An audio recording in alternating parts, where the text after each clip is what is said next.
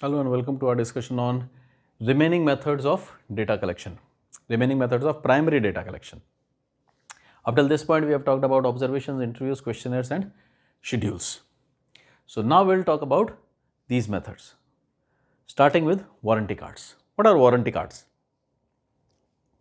How are warranty cards used as a method of data collection? Now, when you get a high priced equipment, you get a warranty card along with it.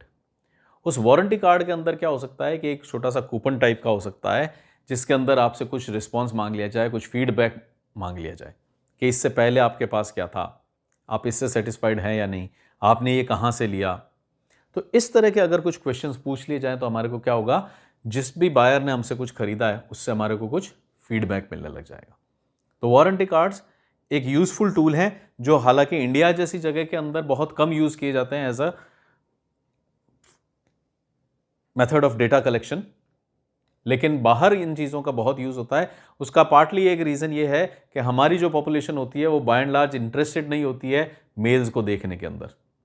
जहाँ भी हमारे को लगता है कि flyers आए हैं, advertisements आए हैं, हम उनको देखते नहीं हैं, पढ़ते नहीं हैं, इन्फॉर्मेशन के लिए हम उनको यूज़ नहीं करते। हमारी फिक्स्ड दुकानें हैं, हमारी फिक्स्ड ब्रांड्स हैं, हमारे फिक्स्ड शॉप्स हैं, हमारे फिक्स्ड रिटेलर्स हैं, हमारे फिक्स्ड मॉल्स हैं, हम वहीं जाते हैं और ख़रीद के आ जाते हैं। तो जनरली इंडिया जैसी जगह में तो वारंटी कार्ड्स को इतना ज़्यादा यूज़ नहीं किया जाता as a mechanism to gather data, लेकिन बाहर के देशों में, डेवलप्ड कंट्रीज़ के अंदर this is a very powerful source of information collection. क्योंकि जब भी कोई जना इतना हाई प्राइस आइटम लेता है तो वो इन्वॉल्व होना चाहता है ब्रांड के साथ।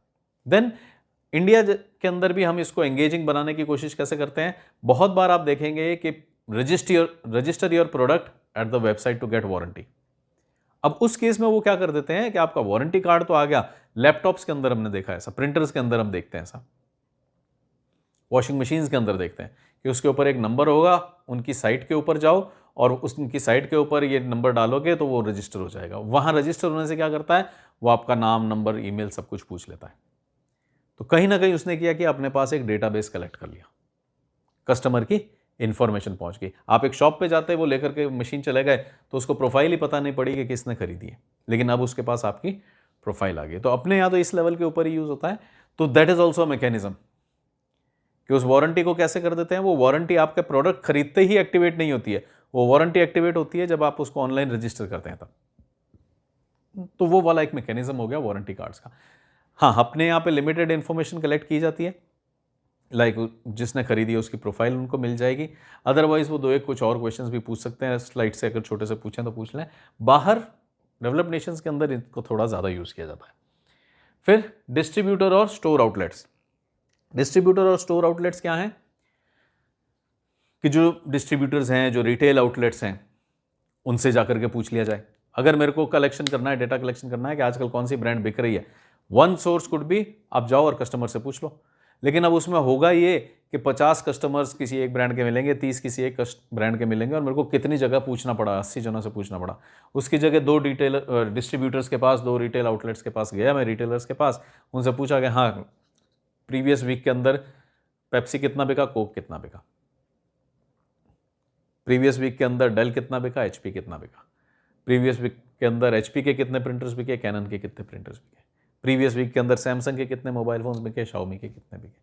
तो अचानक से क्या हो रहा है, एक ही जगह से आपको पता पड़ रहा है। या तो आप मार्केट में स्ट्रीट पर जाकर के डेटा कलेक्शन करते हैं या उनसे कर सकते हैं। तो डिस्ट्रीब्यूशन और store outlets are very good source of data collection, primary data. तो यहां से हम ले सकते हैं। यहां से जनरली जो रिसर्चेस होती हैं वो इसी तरह की होती हैं। मार्केट शेयर क्या है, what is selling, what are consumer preferences. Consumers जब आते हैं तो वो सबसे पहले क्या मांगते हैं, वो जो किसी भी चीज़ की प्राइस पहले देखते हैं या क्वांटिटी पहले देखते हैं। अगर प्राइस पहले देखते हैं तो मैं क्या करूँगा, क्वांटिटी को थोड़ा सा स्क्वैश कर दूंगा। जो एक एग्जांपल हमने पहले भी कभी लिया है कि बीकानेर की जो भुजिया इंडस्ट्री है वो पहले 500 ग्राम्स का एक पैकेट बनाती थी। 500 ग्राम्स का, लेट अस से एक बार के लिए एक पैकेट हम कर देते हैं 80 रुपीज़ का, ठीक है। अब जब महंगा करने की बात आई तो अगर हम इसको 80 रुपीज़ की जगह 95 रुपीज़ कर देते हैं तो पब्लिक अचानक से रिजेक्ट करने लग जाती है कि बहुत महंगा कर दिया, 80 रुपए का नहीं। तो इन्होंने क्या रास्ता निकाला, इनको जब पता पड़ गया कि public is price sensitive not quantity sensitive. Public जब आती है तो प्राइस देखती है, 80 का 82 हो जाता है तो वो क्या कहते हैं, महंगा कर दिया। What they did was 400 gram packets निकाल दिए और वो अभी कितने के आए, 80 के आए। तो जो प्राइस सेंसिटिव पब्लिक है वो 80 रुपीज का 80 रुपीज में लेती रही। पैकेजिंग इन्होंने चेंज कर दी, पैकेट्स का साइज 400 का पैकेट थोड़ा छोटा होना चाहिए था, उन्होंने वो 500 वाला ही पैकेट रखा और उसको थोड़ा सा डिजाइन ऐसा कर दिया कि वो दिखने में 500 जैसा था, लेकिन अगर आप उसको उलट के देखते हो, वेट करते हो तो पता पड़ता है ये तो 400 ग्राम्स कर दिया इन्होंने। They were not stealing from you, लिख रहे थे 400 ग्राम्स, लेकिन क्योंकि उनको रिसर्च से पता पड़ा कि प्राइस सेंसिटिव है हमारा कस्टमर। कहां से पता पड़ा, डिस्ट्रीब्यूशन एंड स्टोर आउटलेट से, कि वो देखते हैं कि ये 70 रुपीज का 80 रुपीज का और वो 70 रुपीज वाला ले जाते हैं। तो उनको एक आइडिया लगा कि प्राइस सेंसिटिव कस्टमर से डील कर रहे हैं, क्वांटिटी पे उसका इतना ध्यान नहीं जाता है, दिस कॉस्ट द क्वांटिटी। और जब 2-3 बार आप ले चुके होते 400 ग्राम, फिर they can push this to 82 also. तो already they have made a huge profit और फिर 2 रुपए का और प्रॉफिट बना लिया। So this is the idea कि इस तरह की इंफॉर्मेशन हमारे को मिल सकती है डिस्ट्रीब्यूटर्स एंड डीलर से कि मेरा जो कस्टमर है वो किस चीज को ज्यादा सेंसिटिव है। क्या वो फ्री को सेंसिटिव है? कई बार ऐसा होता है कि हमारे पास 4 सोप्स एट 40 रुपीज, फिर हमारे पास होता है 3 सोप्स एट 39 रुपीज और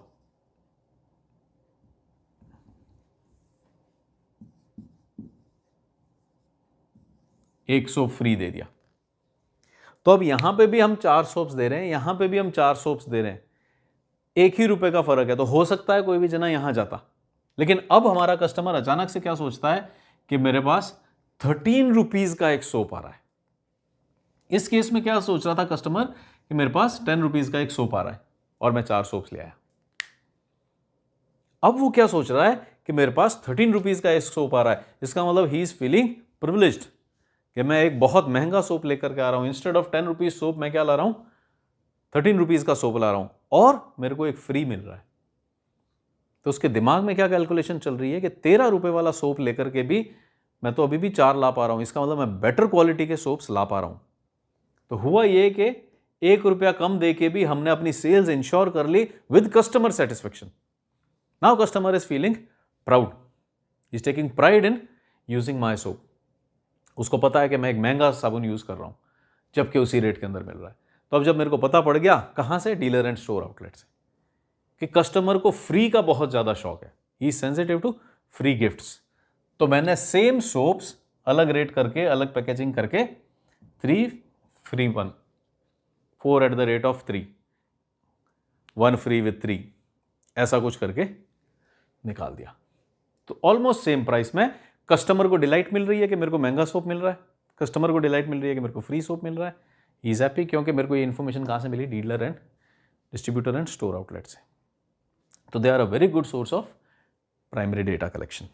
then we have pantry audits, pantry audits and consumer panels. इनको थोड़ा सा साथ देखते हैं। पेंट्री ऑडिट्स क्या होती है? A set of customers, consumers, a set of customers और कंज्यूमर्स, डिपेंड करता है कि आप उस पेंट्री ऑडिट को एग्जीक्यूट कहाँ कर रहे हैं। घर पे अगर वो एग्जीक्यूट हो रही है तो कंज्यूमर्स हो जाएंगे, बायर्स हैं सिर्फ जो दुकान पे खरीद रहे हैं तो कस्टमर्स हो जाएंगे। हम उस मार्केटिंग की टर्मिनोलॉजी में नहीं जाएंगे। पेंट्री ऑडिट्स में क्या होता है कि अ सेट इज आइडेंटिफाइड और फिर ये उनसे पूछा जाता है कि आपने अभी क्या क्या लिया और कितने कितने का लिया। तो वो हमारे को अचानक से उनकी जो पेंट्री है, जो उनका सामान है, उसका हमारे को डिटेल्स पता पड़ जाती है। हाँ, पेंट्री ऑडिट्स हम कैसे एग्जीक्यूट कर सकते हैं? कस्टमर से पूछ सकते हैं या जो रिटेलर के पास बिल्स निकले हुए हैं उसमें से हम बिल लेके देख सकते हैं कि भाई एक कस्टमर ने ये सारा सामान लिया था, तो मेरे को आइडिया लग जाएगा कि बाय एंड लार्ज कस्टमर एक टाइम में कितने का सामान लेता है। 800 का लेता है, 1200 का लेता है, 3000 का लेता है, क्योंकि उस बिल से पता पड़ गया। जब वो 800 का लेता है तो उसमें ज़्यादा सामान कौन सा होता है, कौन कौन सी ब्रांड्स होती हैं। 3000 का लेता है तो कौन कौन सा सामान होता है, कौन कौन सी ब्रांड्स होती है। अब ऐसा अगर मैं महीने भर तक कहीं से पेंट्री ऑडिट्स लेता रहूं, कंज्यूमर से पूछता जाऊं, जो लोग रिलायंस फ्रेश से बाहर निकल रहे हैं उनसे एक रफ फटाक से एक एस्टिमेट ले लिया, आपने क्या क्या लिया, कितने का लिया, कितने चिप्स लिए, कितने बिस्किट लिए, कितना तेल लिया, कितने वेजिटेबल्स लिए, कितना बटर लिया। तो अगर मैं महीने भर तक इस तरह का रिकॉर्ड इकट्ठा करता जाऊं, महीने भर तक वो बिल्स लेता जाऊं, पेंट्री के रिकॉर्ड्स लेता जाऊं, तो मेरे को पता लग जाएगा कि जनरली 3,000 रुपए की जब शॉपिंग होती है तो क्या चीज ज्यादा होती है। किचन का सामान ज्यादा होता है, तेल ज्यादा होता है, बटर ज्यादा होता है, सॉफ्ट ड्रिंक्स ज्यादा होती हैं, चिप्स ज्यादा होती हैं। कि जब जनरली ये 200-400 रुपए की शॉपिंग्स हो रही है, उसमें खाली चिप्स खरीदी जा रही है। 3,000 की शॉपिंग के अंदर तेल भी है, सब्जी भी है, और घर में जो आटा लगने वाला है, घी लगने वाला है, वो सब भी है।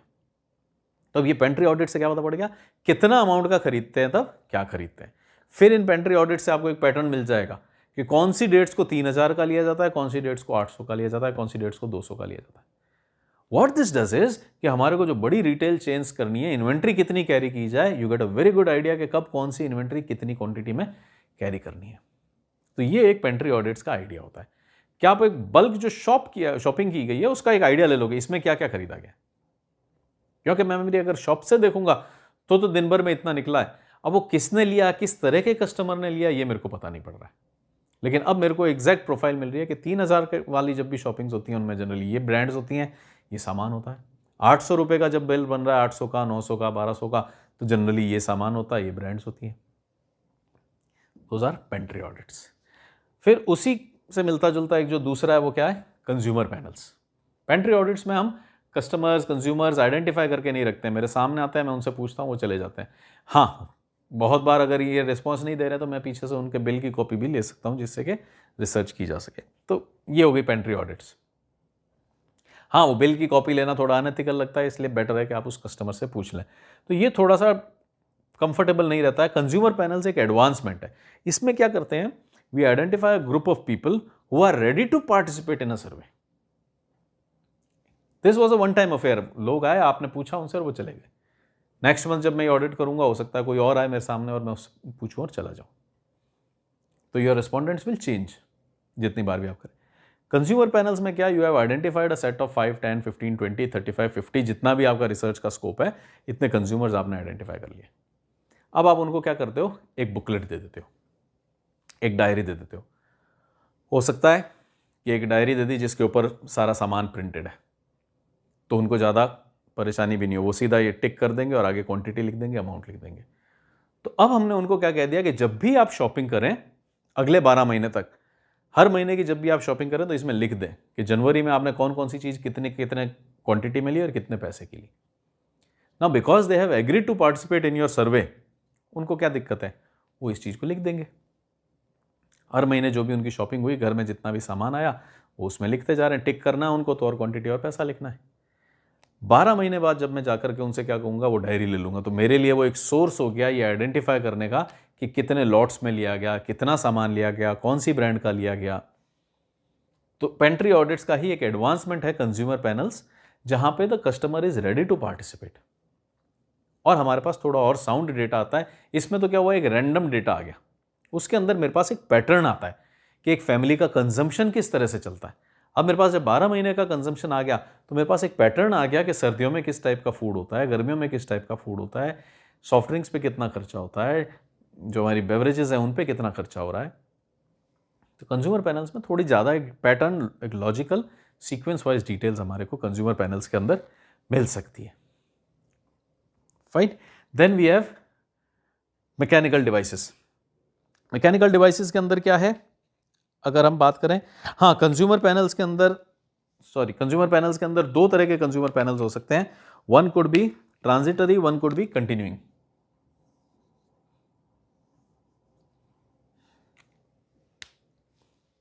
कंज्यूमर पैनल्स दो तरह के हो सकते हैं, ट्रांजिटरी एंड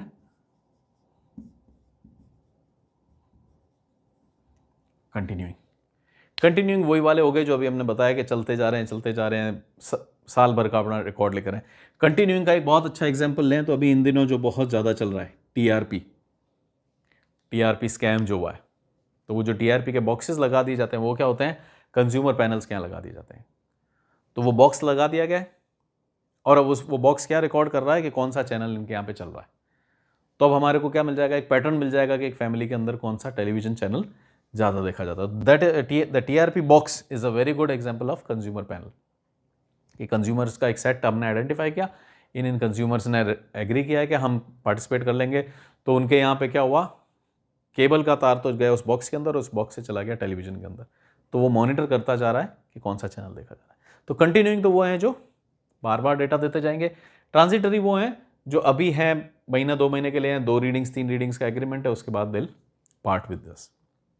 तो ये हमारे कंज्यूमर पैनल्स 2 तरह के हो सकते हैं, दे कुड बी ट्रांजिटरी जो एक छोटे टर्म के लिए आ रहे हैं, और कंटिन्यूइंग जो चलते जा रहे हैं 6 महीना, साल, 2 साल, 4 साल चलते जा रहे हैं।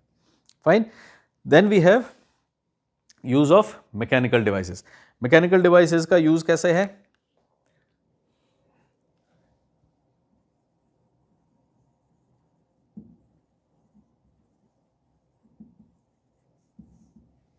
मैकेनिकल डिवाइसेस कौन कौन सी हो सकती हैं?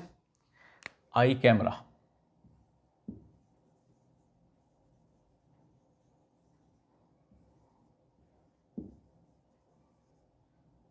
पिपिलोमेट्रिक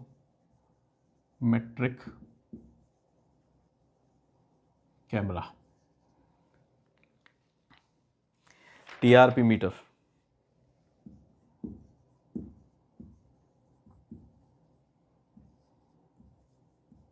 एटसेट्रा। अब कई बार कुछ मैकेनिकल डिवाइसेस भी यूज की जाती हैं डेटा कलेक्शन के लिए। किस तरह से? आई कैमरा। आई कैमरा क्या काम आता है कि एक बड़ा सारा स्क्रीन है, उसके ऊपर आपको कुछ प्रोडक्ट्स दिखाए जा रहे हैं, कुछ कलर्स, अलग अलग कलर्स दिखाए जा रहे हैं, और आपको यहाँ पे छोड़ दिया गया, आप उस बड़े सारे स्क्रीन को देख रहे हैं। तो ये जो आई कैमरा, ये क्या करेगा, आपकी आईज के मोशन को ट्रैक करेगा कि आपकी आई किधर जा रही है। तो उससे उनको आइडिया लग जाता है कि they are showing different colours, different shapes, different brands, different logos. तो वो आपके आई को जो मॉनिटर कर रहा है, उससे उसको आइडिया लग जाता है किस ब्रांड को आप ज़्यादा फॉलो कर रहे हैं, किस कलर कॉम्बिनेशन को आप ज़्यादा फॉलो कर रहे हैं। ग्रीन में जब रेड स्पार्कल हुआ था या रेड में जब ग्रीन स्पार्कल हुआ था, आपका ध्यान किसने ज़्यादा अट्रैक्ट किया था। तो वो आई के मोशन को डिटेक्ट करता रहेगा और वो आई कैमरा हो जाएगा। तो ये ब्रांडिंग के लिए, एडवर्टाइजिंग स्कीम्स के लिए, जो पैकेजिंग्स हैं उसके लिए यूज़ किया जाता है कि किस तरह का रिस्पॉन्स आ रहा है, लोग किस चीज़ को ज़्यादा रिस्पॉन्ड कर रहे हैं। होर्डिंग्स लगे हुए होते हैं, पूरे रास्ते होर्डिंग्स होते हैं, लेकिन कोई कोई होर्डिंग होता है जो अचानक से आंख पकड़ लेता है। अगर आपका ध्यान नहीं गया है तो नेक्स्ट जब भी आप रोड पर चलें तो देखिएगा कि हर होर्डिंग को हम नहीं देखते हैं। हम आराम से नॉर्मली चल रहे हैं, इवन साथ वाले से बात करते हुए चल रहे हैं, पीछे कोई बैठा हुआ है उससे बात करते हुए चल रहे हैं, और अचानक से एक होर्डिंग होता है जो हमारे को दिख जाता है। That is outcome of this result, mechanical devices with I camera. कौन सी मैकेनिकल डिवाइस? आई कैमरा वाली, जिसमें उन्होंने मॉनिटर किया कि कौन से कलर कॉम्बिनेशंस पे आंख रुक रही है, कौन से कलर कॉम्बिनेशंस पे आंख अचानक से इधर रिफ्लेक्ट कर रही है। तो उन कलर कॉम्बिनेशंस को अपनी पैकेजिंग में यूज़ करना, अपनी एडवर्टाइजिंग में यूज़ करना, that is eye camera. Then pupillometric camera भी इसी तरह का है, जो बेसिकली इस प्यूपिल के डायलेशन के ऊपर काम करता है कि कब ये डायलेट हो रहा है, कब ये एक्सपेंड हो रहा है, कब ये कॉन्ट्रैक्ट हो रहा है। तो उस हिसाब से वो स्टडी करते हैं कि आपके अंदर एक्साइटमेंट का लेवल क्या है, कि कौन सी स्टोरी, कौन सा म्यूजिक, कौन से कलर्स पे आपका इमोशन डल हो रहा है, आपकी आंखें सुस्त हो रही हैं, कौन से इमोशन पे, कौन से कलर पे, कौन से म्यूजिक पे अचानक से हम एक्साइट हो रहे हैं। तो वही काम इसका भी है ऑलमोस्ट। तो ये दोनों बेसिकली क्या कर रहे हैं, अलग अलग कलर स्कीम्स, अलग अलग मूवमेंट्स, अलग अलग म्यूजिक्स, अलग अलग पर्सनैलिटी, सिलेब्स, तो ये आइडेंटिफाई करने के काम आते हैं। बेसिकली एडवर्टाइजिंग वाले ज़्यादा इसको यूज़ करते हैं कि किस तरह की कैंपेन बनाई जाए, कैसी पैकेजिंग बनाई जाए। Then you have TRP meter, हमने अभी एक एग्जांपल लिया था, एक मैकेनिकल डिवाइस है, लगा दी टू मॉनिटर के कस्टमर क्या देख रहा है। और ऐसी ही बहुत सारी और मैकेनिकल डिवाइसेस भी हो सकती है, जैसे कि अभी कुछ टाइम पहले एडवर्टाइजिंग का आया था कि गाड़ियों के ऊपर वो स्टिकर्स लगा देते, कार्स के ऊपर स्टिकर्स लगा देते थे, और स्टिकर्स लगाने के, जैसे कोई एक ब्रांड है उसका स्टिकर लगा दिया और आपको 5,000 रुपये देंगे वो महीने के, तो आपकी कार के ऊपर स्टिकर लगा हुआ है और 5,000 रुपये महीने के आपको मिल रहे हैं। फिर वो क्या करते हैं, कार के अंदर एक GPS मीटर लगा देते हैं। तो अब उस GPS मीटर से क्या होगा, दिल मॉनिटर के आपकी कार वाकई में इतनी चली थी या नहीं चली थी, इतनी अलग अलग जगहों पे गई थी या नहीं गई थी। अगर मैं वो स्टिकर लगा के घर में रख देता हूँ उस कार को, तो उनको एडवर्टाइजिंग नहीं मिली। व्हाट दे वांट इज मेरी कार चले और अलग अलग जगहों पर जाए। चलना तो वो सिर्फ उससे देख सकते थे, हमारे ओडोमीटर से, लेकिन वो ये भी देखना चाहते हैं कि अलग अलग जगह पे गए या नहीं गए आप। तो उससे वो क्या होगा, वो जो GPS लगाया जा रहा था गाड़ी में, that again is a mechanical device. ऐसा भी नहीं है कि आप उस पर अपना वो स्टिकर्स लगवाए, यहाँ से निकले 500 किलोमीटर दूर के सिटी में गए और वापस आ गए, तो आपने अपनी कार को टैक्सी बना लिया।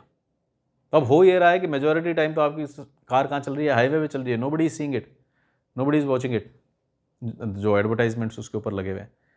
तो वो ये भी नहीं चाहते, वो क्या चाहते हैं, आप शहर के अंदर घूमें। तो वो GPS मीटर क्या ट्रैक करता रहेगा, खाली आपका डिस्टेंस नहीं बल्कि लोकेशंस कहाँ थी आपकी।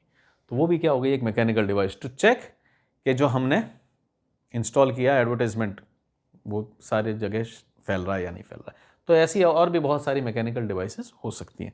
Then we have projective techniques. Projective techniques क्या होती हैं जनरली, अब ये सारी टेक्निक्स जो हम देख रहे हैं, consumer panels, pantry audits, mechanical devices, projective techniques, ये बाय एंड लार्ज क्या हो रहा है, एडवर्टाइजमेंट वाले यूज़ करते हैं, एडवर्टाइजिंग एजेंसीज यूज़ करती हैं टू आइडेंटिफाई कि क्या चीज़ है जिस पे सामने वाला रिस्पॉन्ड करता है। बाय एंड लार्ज हमने चारों के अंदर इसी तरह का कुछ ना कुछ देखा है। प्रोजेक्टिव टेक्निक्स में क्या है, word association tests, word association tests. Then there can be sentence completion tests.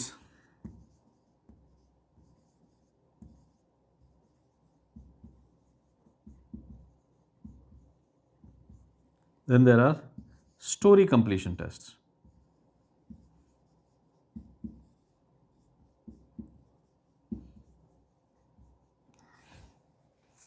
Then we have verbal projection tests.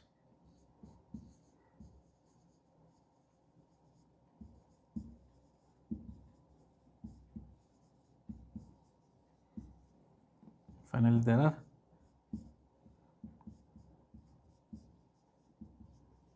pictorial techniques.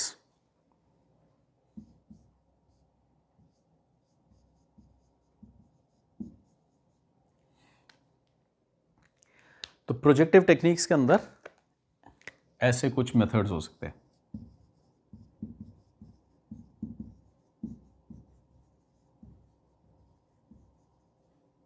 ठीक है, so we have projective techniques. क्या है, वर्ड एसोसिएशन टेस्ट्स। अब मैं अपना एक ब्रांड तैयार कर रहा हूं, अपने प्रोडक्ट का एक नाम रखना चाहता हूं और मैं देखता हूं कि इस वर्ड को देख के लोगों के दिमाग में क्या आता है। जैसे कि जैगुआर।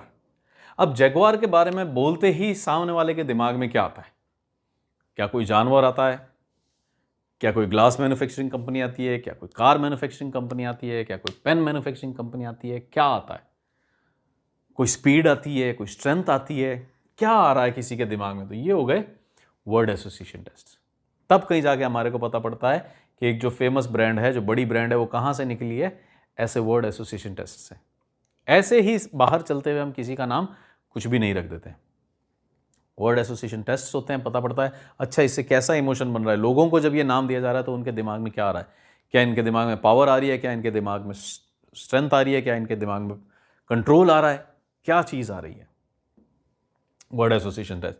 सेंटेंस कंप्लीशन टेस्ट जैसे क्या आते हैं, I use ever ready batteries because,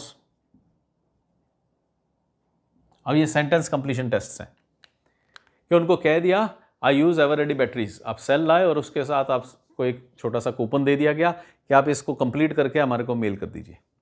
I use Eveready batteries because.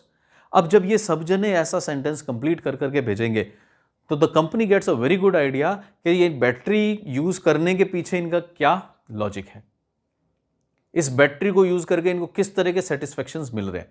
I use Eveready batteries because they provide me with security, because they provide me with safety in dark. तो उनको वो motives नजर आते हैं कि भाई हमारी batteries जब कोई खरीदता है, कोई भी जना सेल खरीदता है तो क्यों खरीदता है। तो अगली बार वो अपनी पैकेजिंग पे ऐसा कुछ बना सकते हैं, ऐसा कोई कलर बना सकते हैं जिससे उनको वो प्रोटेक्शन या सिक्योरिटी या स्ट्रेंथ महसूस हो। वो अपने एड्स के अंदर इन चीज़ों का ध्यान डाल सकते हैं। सो दीज आर एग्जाम्पल्स कि वर्ड एसोसिएशन। एक वर्ड आपको सामने थ्रो कर दिया गया, रोज, लोटस, अब इससे आपके दिमाग में क्या आता है, वो क्या बन जाएगा, वर्ड एसोसिएशन बन जाएगा। लोटस के नाम से पहले हमारे दिमाग में क्या आता था, कमल का फूल होगा, कोई भगवान उसके ऊपर होंगे, कीचड़ में उगता है, बाहर रहता है, कितनी अच्छी अच्छी एसोसिएशंस आती थी लोटस के नाम से। आज लोटस के नाम से क्या आता है हमारे दिमाग में एसोसिएशन, सरकार गिरा दो, ऑपरेशन लोटस। तो कभी भी एक वर्ड जब बोला जाता है तो क्या दिमाग में आता है। अब लोटस का वो जो एक अच्छा मीनिंग था वो खत्म हो गया। अब लोटस का मतलब क्या हो गया है, सरकार गिरा दो, कहीं पे भी लोगों को खरीदो और सरकार गिरा दो। So that is word association, कि एक वर्ड सुन के आपके दिमाग में क्या उठ रहा है, that is word association. Sentence completion, I use ever ready because this this this this this. Story completion, एक एग्जाम्पल शायद आपने भी सुना हो, देखा हो, माई 2 मिनट मैगी स्टोरी।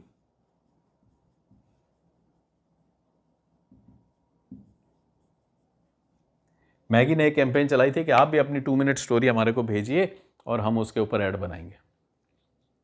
अब इससे क्या होता है कि एक तो हमारा पार्टिसिपेशन बढ़ता है, सेकेंडली मैगी को ये आइडिया लग रहा है कि क्या क्या स्टोरीज रिलेटेड हैं। कैसे कोई बच्चों ने कैंप के अंदर ये स्टोरी मैगी बनाई थी, कैसे कोई बच्चों ने हॉस्टल के रूम में मैगी बनाई थी, हीटर अलाउड नहीं है तो भी बच्चों ने मैगी कैसे बनाई थी। अब इस तरह की चीजें पता पड़ रही है, which they can again touch in their advertisements, which they can again touch in their packagings, कि पैकेजिंग के ऊपर बच्चों की फोटो बना दी, पैकेजिंग के ऊपर बच्चों का दिखा दिया कि हॉस्टल में कैसे वो बदमाशी कर रहे हैं, मैगी बना रहे हैं। They are trying to relate to their audience, to their consumers.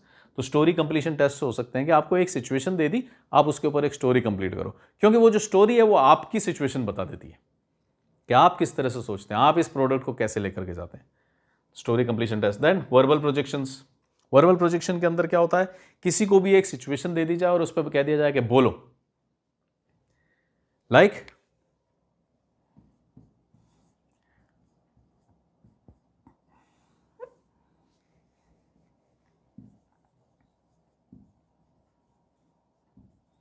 People smoke because. अब यहां पे उनको एक सिचुएशन दे दी, एक आइडिया दे दिया और अब वो अपने आप को एक्सप्रेस कर रहे हैं उसके ऊपर। People smoke because this this this this this this this. तो सब जने अपने ओपिनियंस देंगे, सब जने उसकी अच्छाइयां बताएंगे, बुराइयां बताएंगे। You can read between the lines किस तरह से लोग बता रहे हैं। People smoke because they associated with confidence. तो अब आपको ये तो पता पड़ गया कि वो बुरी है, उसके ऊपर हमारे को ये वार्निंग तो लगानी है, लेकिन आपको पता पड़ गया कि ये कॉन्फिडेंस से जोड़ा जाता है। आई रिमेंबर अराउंड 35 years अगो और सो, 35 साल पहले के करीब, अराउंड 85 या ऐसे किसी टाइम में, एक हीरो हुआ करते थे, उनके एड्स आते थे, सिगरेट के एड्स थे। तो अब वो हीरो क्या था, ही वॉक्स इनटू अ बार, 2-4 गोलियां चलाता है इधर उधर, और फिर जब वो सब कुछ सेटल डाउन हो जाता है, विलन को मार देता है, तब फिर वो एक शान से एक सिगरेट निकालता है। ये उनको कहां से पता पड़ा? This is outcome of projective techniques. कैसे उनको पता पड़ा कि ऐसा एक हीरो टाइप का, काउबॉय टाइप का हैट लगाया हुआ आदमी आएगा, वो गोलियां चलाता है, और वो जो एक प्रोजेक्टिव टेक्निक से पता पड़ा कि हीरो टाइप की इमेज है, वो सबको मार देता है कॉन्फिडेंस वाली, और फिर उसके बाद वो सिगरेट जलाता है। This is outcome of all this. कि what do people think about it? ऐसी कोई चीज आने से उनके दिमाग में क्या आता है? काउबॉय, काउबॉय नाम सुनते ही क्या आता है? घोड़ा चल रहा होगा, एक इस तरह की हैट लगी हुई होगी, अब बात करने से पहले वो निकाल करके अपने पिस्टल से शूट करेगा। ये सारी क्या प्रोजेक्टिव टेक्निक्स है कि वो काउबॉय बोलते ही हमारा एसोसिएशन कहाँ हो गया? सारी उस इमेज के साथ हो गया। तो that is verbal projection test, कि कोई एक चीज बोली जाए उनको और उनको एक स्टोरी बनाने को छोड़ दिया जाए, उनको बस बोलने को छोड़ दिया जाए, speak some 5 sentences on this, वो हो गया। पिक्टोरियल टेक्निक्स अगेन इसी तरह की है कि उसमें एक पिक्चर दिखा दी गई, आपको ज्योमेट्रिकल शेप्स दिखा दिए गए,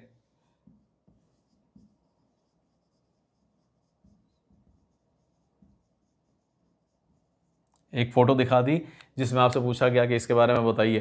तो कुछ लोग कह रहे हैं कि सुबह का टाइम है, सब कुछ शांत है, बहुत काम है, कुछ लोग कह रहे हैं शाम का टाइम है। तो उससे आपको आइडिया लगने लग जाता है कि what do people think about this image. क्या लोग इसको सुबह का मान रहे हैं या शाम का मान रहे हैं? हम बनाना चाहते हैं कि सुबह सुबह ये उठ के ये चाय पिएं। तो अगर उस पिक्चर को लोग ये मान रहे हैं, उस एनवायरनमेंट को लोग मान रहे हैं कि शाम का है, तो फिर वो आपके ऐड को क्लिक नहीं करेगा।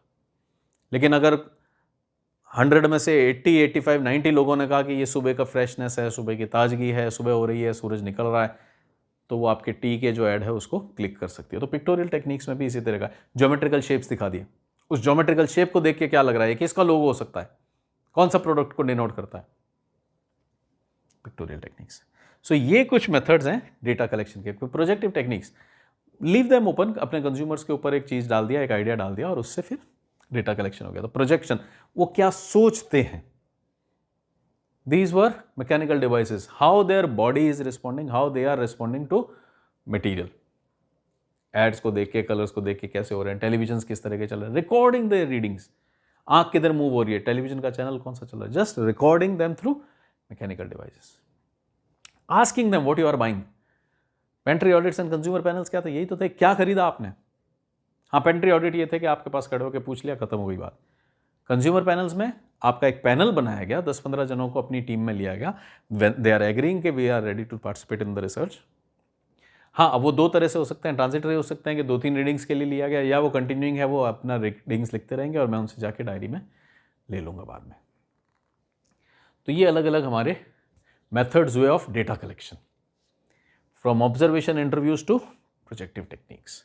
This was about how data is collected, how primary data is collected. Secondary की तो हमने पहले ही बात कर ली थी, फ्रॉम पब्लिश जर्नल्स, न्यूज़पेपर्स। आज की डेट में तो आप अगर ऑनलाइन सर्च करते हैं तो जर्नल्स भी मिलते हैं, मैगजीन्स भी मिलती है, न्यूज़पेपर्स भी मिलते हैं, तो everything can be found out on internet.